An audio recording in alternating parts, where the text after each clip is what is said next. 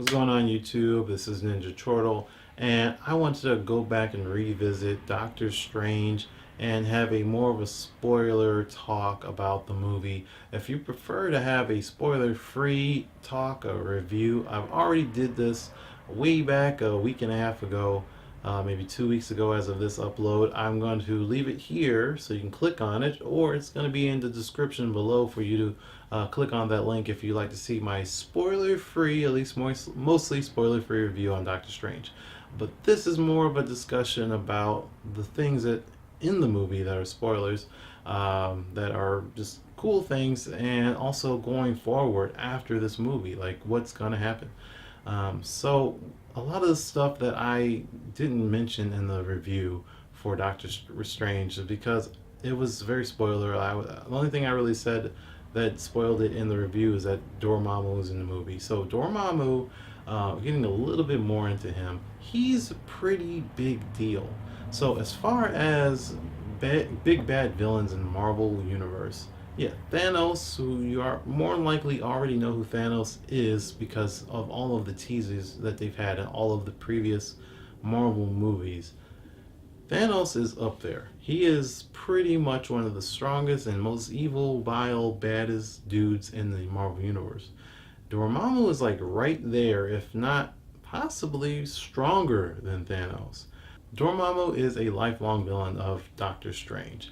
Uh, Technically, he's way more powerful than anything. And Doctor Strange has said it himself in the comic books, and they'll say in the movies as well, that you don't want to mess with Dormammu in the Dark Dimension. The Dark Dimension is the area, if you're watching the movie or you've already seen it or whatever, that's where he lives. In that realm, there is absolutely no power greater than Dormammu in that realm. And there's no one else, there or not there, there's no one else that can oppose him. And probably going to say Thanos can't even touch him there unless he has the Infinity Gauntlet. That's more than likely the case. He is absolute power there. What's amazing though is in this movie is how Doctor Strange still won despite that, and that's what I really loved about the movie. It wasn't just a slugfest at the end, because with magic you can't really do that. This isn't the Hulk. This isn't Loki. This isn't Ultron. There wasn't a bunch of lasers and punches thrown. This was Doctor Strange outsmarting Dormammu, using everything that he had by using the time gem, using the Eye of Agamotto, and controlling time. And yes, he died probably thousands and thousands of times, but that was so annoying to Dormammu that he was like, fine, just get out of here. I'm tired of dealing you. What do you want? Like, whatever. I will leave you alone if you just leave me alone. And I really loved that about how Doctor Strange ended. But make no mistake, Dormammu is going to be seen again, because what he wants to do is just take over all of reality.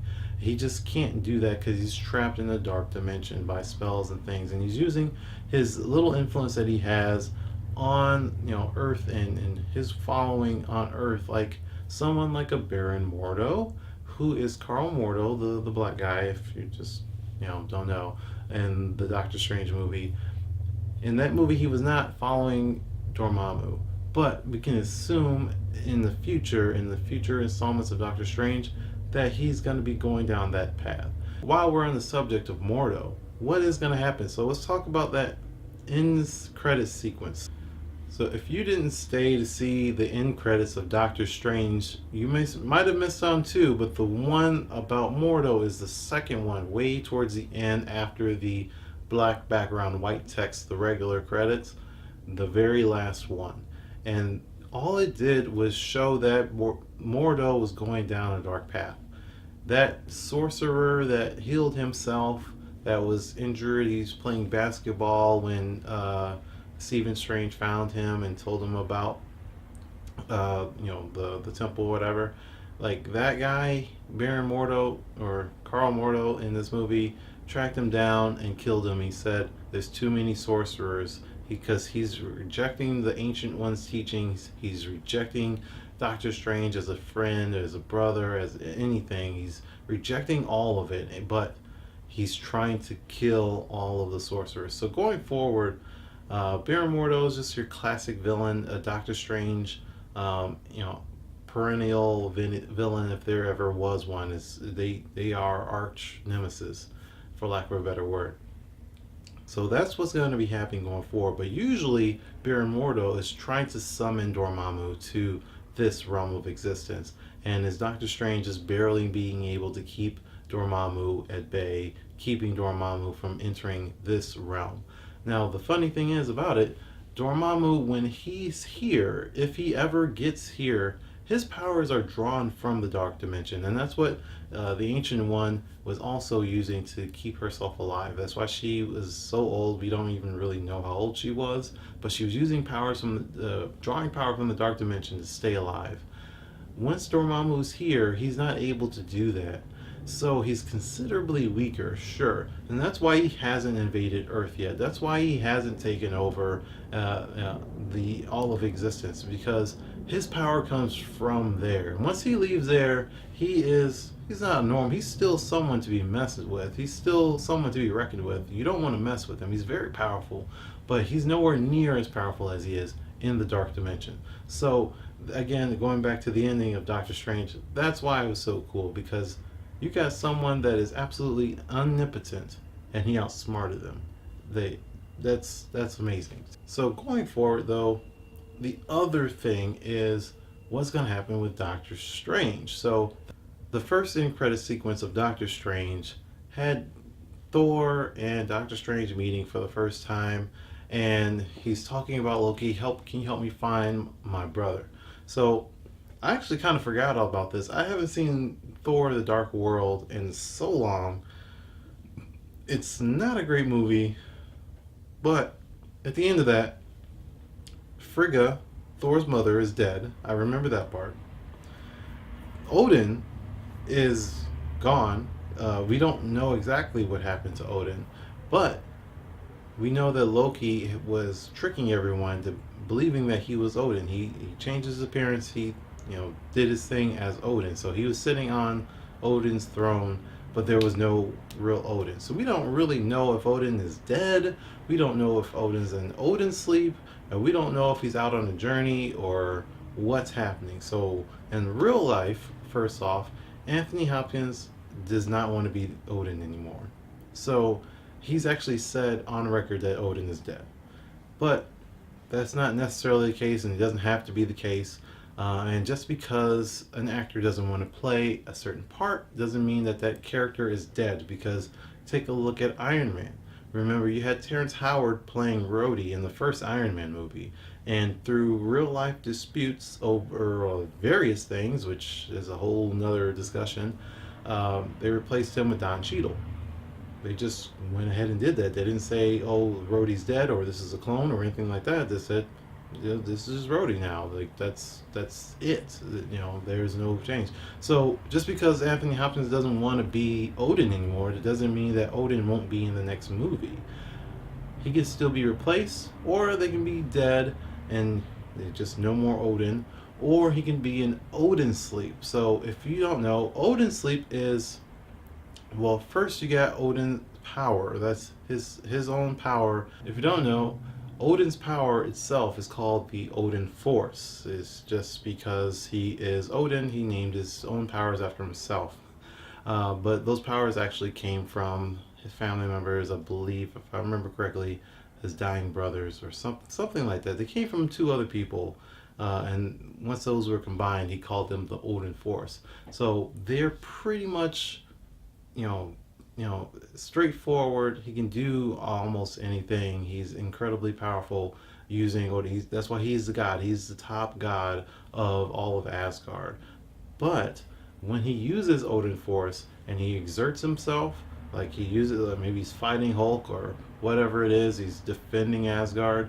Once Odin, it actually runs out, and he doesn't just like need to go eat some chicken or take a nap. Like he takes like a real nap, and he has to sleep for a very long time, undisturbed, for him to recover, for him to get his Odin Force powers back.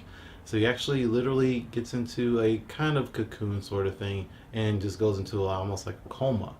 Um, so this all depends though. So if, like I said, if he's fighting the Hulk, he's probably going to be expending a lot of power, and so he's going to use up a lot of Odin Force. So when he's trying to recover, he's going to take up a lot of time to recover the Odin Force.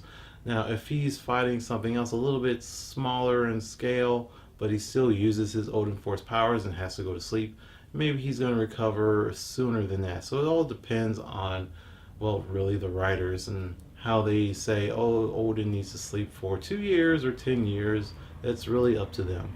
But he could be in Odin's sleep. We don't really know exactly. But in Thor: The Dark World, there was a big fight with Malekith and so on. So we don't really know all those details yet. So we'll find out soon. Doctor Strange is going to have help Thor find Odin, and that's pretty cool because we already know that Hulk is going to be in that movie too. So just getting spoiled that we're going to have Doctor Strange and Thor, and that's awesome. And we don't know any details. This is I'm pretty sure this is literally the only time that people found out about this, him being included in Thor. So Thor Ragnarok is what they call it, is going to come out next year in November. So I'm assuming they're still filming now. As of San Diego Comic Con, they had just started filming.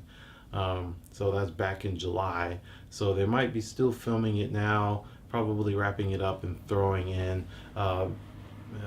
Cumberbatch in there, filming those scenes now, as Doctor Strange is starting to wind down, and he doesn't have to do so many interviews and things like that.